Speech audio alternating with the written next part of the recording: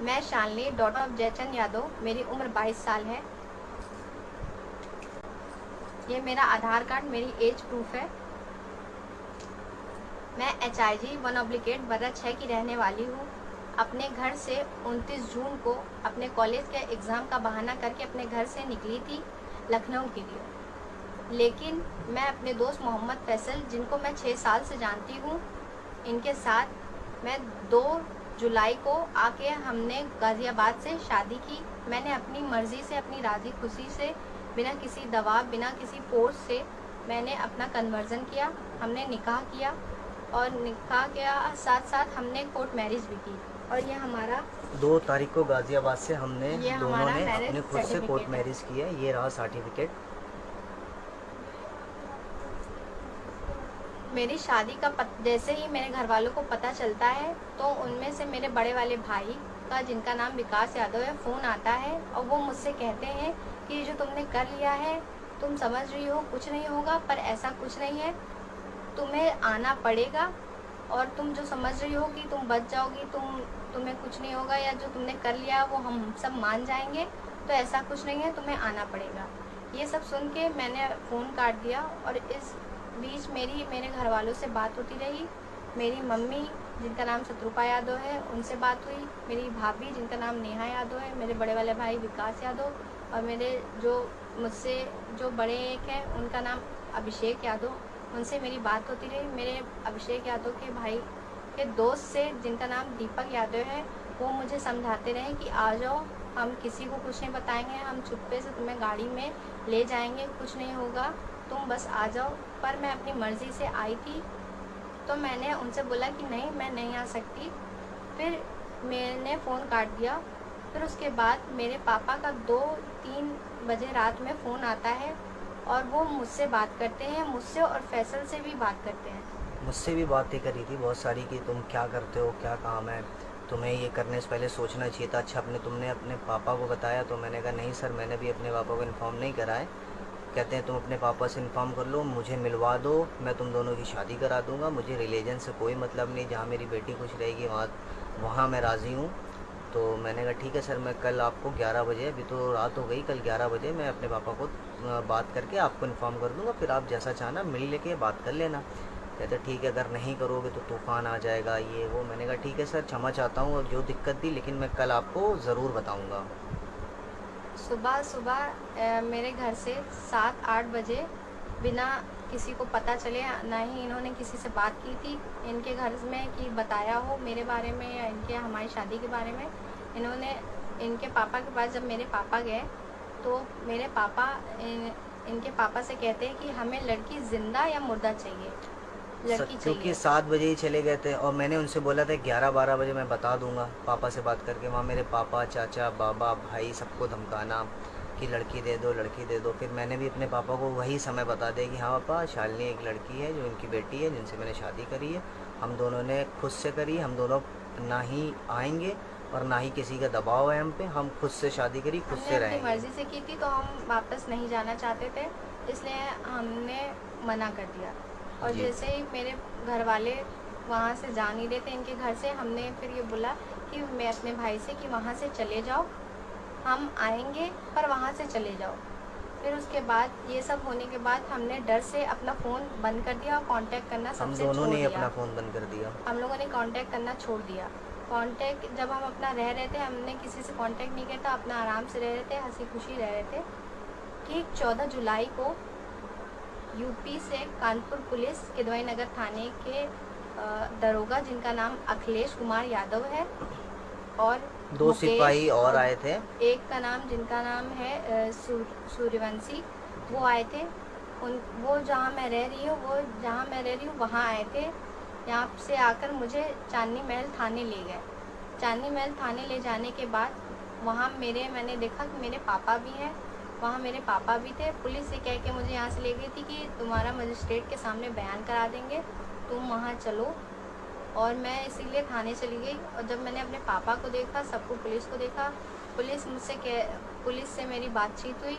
जब मैं अपनी मर्ज़ी से आई थी तो मैं नहीं जाना चाहती थी किसी के साथ भी, इसलिए मैंने इनके साथ रहने का फ़ैसला किया और मैं यहाँ से नहीं गई। पुलिस इस डिसीज़न को लेते मुझसे एप्लीकेशन लिखवाई और मेरी साइन लेके चली गई। मेरा बयान जो कि मैं अपनी मूल ज़बानी से बोल रही थी, मुझे हिंदी लिखनी नहीं आती, हिंदी इन्होंने लिखी और साइन मैंने किया।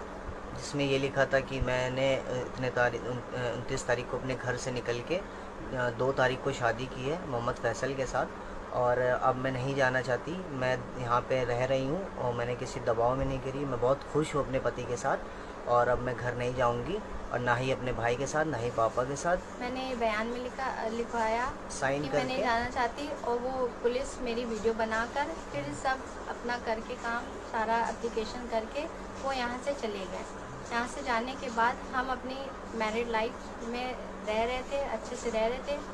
फिर उसके बाद ठीक आज 8 अगस्त को 8 तारीख को हमें पता चलता है कि न्यूज़पेपर में मेरे पापा ने निकलवाया है कि फैसल मुझे तमंचे की नोक पर जबरन ज़बरदस्ती ले गए हैं और 10 लाख के गहने के साथ मुझे ले गए हैं और मुझसे ज़बरदस्ती शादी की है, और इनके पूरे परिवार, मम्मी पापा भाई, सबका नाम उस पेपर में लिखवाया है। 7 लोगों पे FIR दर्ज कराई है। FIR लिखाया, कहा उसमें ये लिखा हुआ है कि ये मुझे ज़बरदस्ती ले गया, मुझसे ज़बरदस्ती शादी कर रहे हैं और जहाँ रह रहे हैं ये वहाँ मुझे मार देंगे, जबकि ऐसा कुछ भी नहीं है। हम लोग हमेशा राजी खुशी रहते हैं हम साथ इन्हें में। 6 साल से जानते हैं, 6 साल से हम इन्हें पहचानते हैं, और हम इनसे अपनी मर्ज़ी के मुताबिक हमने जो भी डिसीज़न लिया, हमने खुद से डिसीज़न लिया है, बिना किसी दबाव के, बिना किसी फोर्स से हमने कुछ भी नहीं किया है।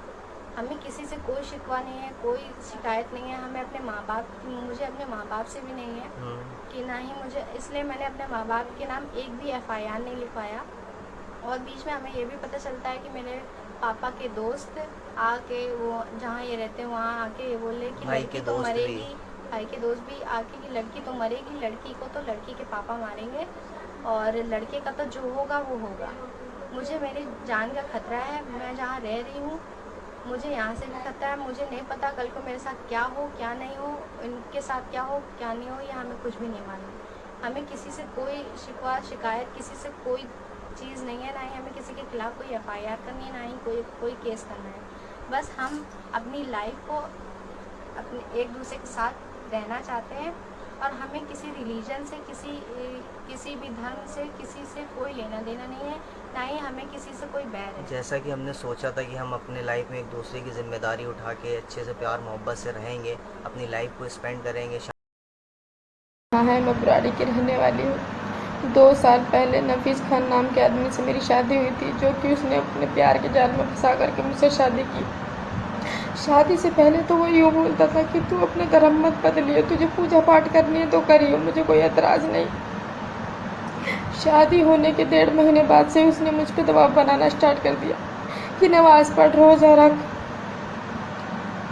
मैंने इस चीज़ पे एतराज़ किया तो उसने मुझे मारा पीटा भी, और ज़बरदस्ती मुझे मांस खिलाता था भैंस का। और उस दौरान में जब मैं प्रेग्नेंट हुई तो उसने मेरे बच्चे का लिंग परीक्षण भी करवाया था, तो डॉक्टर ने कहा कि लड़का है, तो उसने मुझे कुछ नहीं कहा। जैसे ही मेरी बेटी पैदा हुई उसके बाद से ही उसने और भी ज़्यादा मुझे परेशान करना स्टार्ट कर दिया। कहने लगा रोज़ा रख, नमाज कर, नहीं तो मुझे तेरी ज़रूरत नहीं, मेरे घर से निकल जा,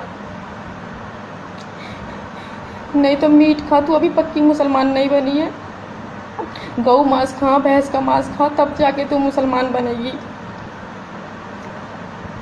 इस बातों पे हमारी लड़ाई होती रही, मुझे मारता रहा, पीटता रहा। अब और भी इतना अत्याचार कर दिया उसने मुझ पे, अब तो बंदूक दिखा के डराने लगा। और 7 महीने से उसने बिजली का बिल नहीं भरा।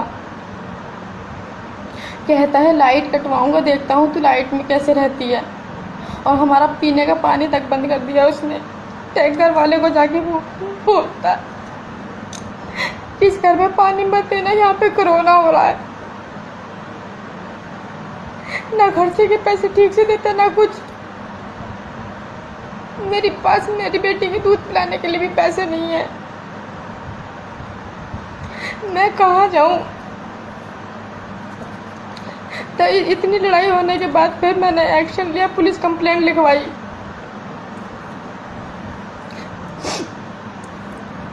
उसके बाद भी इसके घर वाले आके मुझे धमकाते हैं कि कंप्लेंट वापस ले ले, नहीं तो देख तेरा क्या हाल होगा। 2 दिन पहले भी दिलशाद खान का लड़का बड़ा वाला इसरान खान, उसका बहनोई इदरीस खान, दोनों आए थे घर पर धमकाने के लिए कि केस वापस कर लो, नहीं तो देखना कोर्ट में तुम्हारा क्या हाल होगा। अब मैं कहाँ जाऊँ, किससे क्या बोलूँ? मुझे इंसाफ चाहिए, बस इंसाफ, मेरी मदद करो।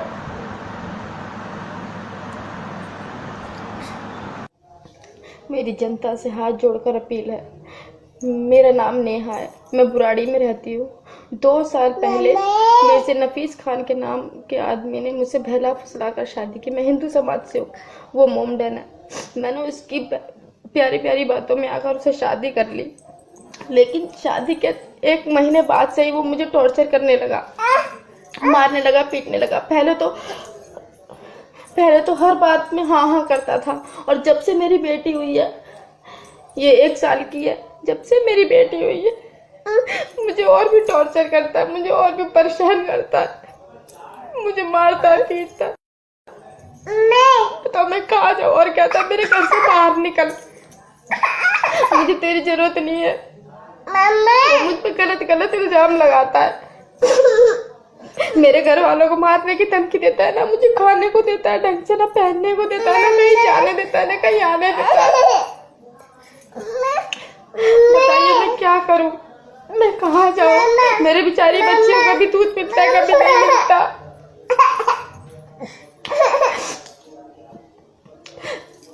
इसके सारे घर के सपोर्ट में है, इसका भाई है एक दिलशाद खान नाम का, वो आम आदमी पार्टी का मेंबर है। उसकी ऐड में बोलता है मेरा कोई कुछ नहीं कर सकता। मैंने FIR भी लिखवाई, लेकिन पुलिस वाले मेरी FIR ही नहीं लिख रहे थे, मैंने इतने हाथ पैर जोड़ के उनसे मिन्नतें करके FIR लिखवाई, तब भी मुझसे यूँ कहता मेरे पास तो पैसा है, मैं तो पैसे के दम पे जीत जाऊंगा, तू क्या करेगी? देख तेरी कब्र में यही बनाऊंगा, यही शमशान बनाऊंगा।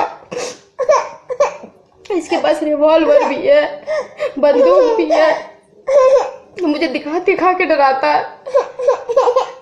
मैं बताऊँ कहाँ जाऊँ? मुझसे कहता बाहर निकल। अभी भी मुझे धमका के गया, तेरी कब्र में यही बनाऊंगा। देख इसके पास रिवॉल्वर भी है, वो उसके पास रहती है, और बंदूक है, बंदूक मैं आपको दिखाती हूँ, देखो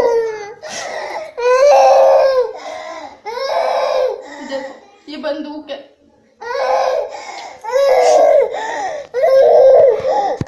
मेरी आम जनता से यही गुजारिश है कि मुझे न्याय दिलाएं। मेरी बच्ची, मैं अपनी बच्ची की परवरिश कैसे करूंगी? मैं कहाँ जाऊंगी? मेरी जिंदगी बर्बाद हो गई।